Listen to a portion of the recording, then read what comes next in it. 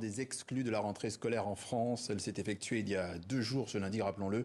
Avec nous sur ce plateau, Anouchka Khosravi de l'association Droit à l'école. Vous êtes basée à Paris. Bonjour. Bonjour.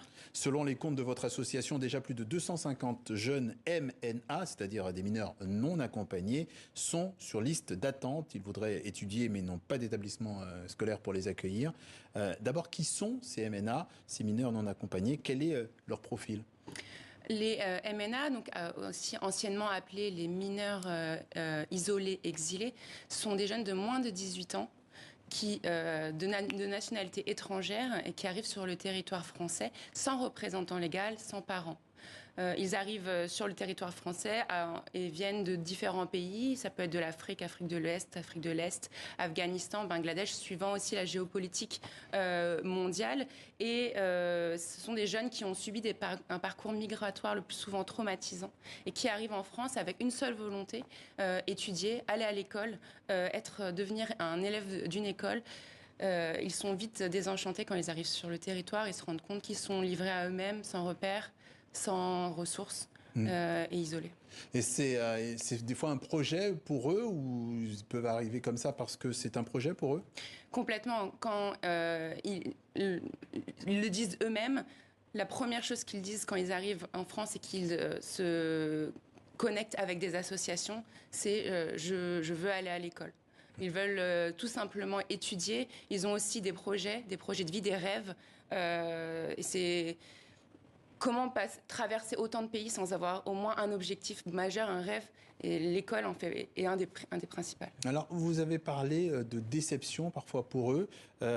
Quelles conditions doivent-ils remplir pour obtenir finalement ce droit à aller à l'école? Il faut savoir que pour s'inscrire à l'école, c'est pas quelque chose d'automatique. C'est un processus de scolarisation. Un process de scolarisation, on peut même parler de barrières administratives aujourd'hui. Les jeunes, aujourd'hui, c'est quasiment impossible pour un jeune de s'inscrire tout seul, de manière volontaire, à l'école.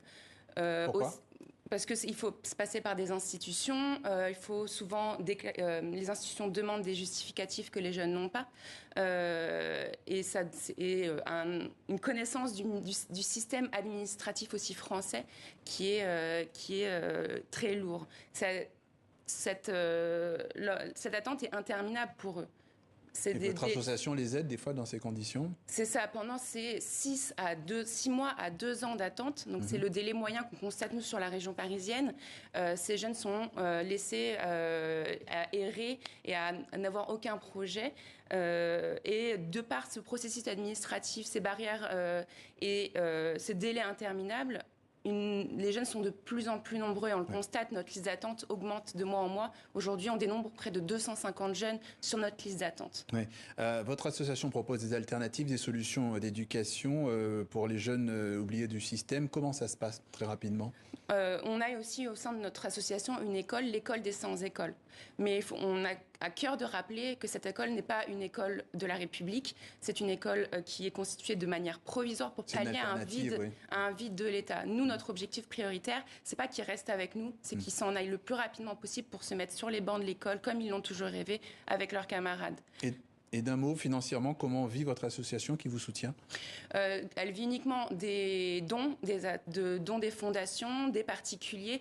Et aujourd'hui, on a à cœur de faire une demande vraiment très importante. C'est la demande d'avoir un guichet unique, une antenne qui soit dédiée à la scolarisation. Parce qu'aujourd'hui, on n'a pas les moyens, ni le temps, ni les ressources pour pouvoir nous occuper de tous ces jeunes qui sont laissés à l'abandon par l'État. Ce qui simplifierait votre travail. Merci à vous. Anouchka Khosravi de l'association Droit à l'école. Merci d'être passé par le journal de TV5 Monde.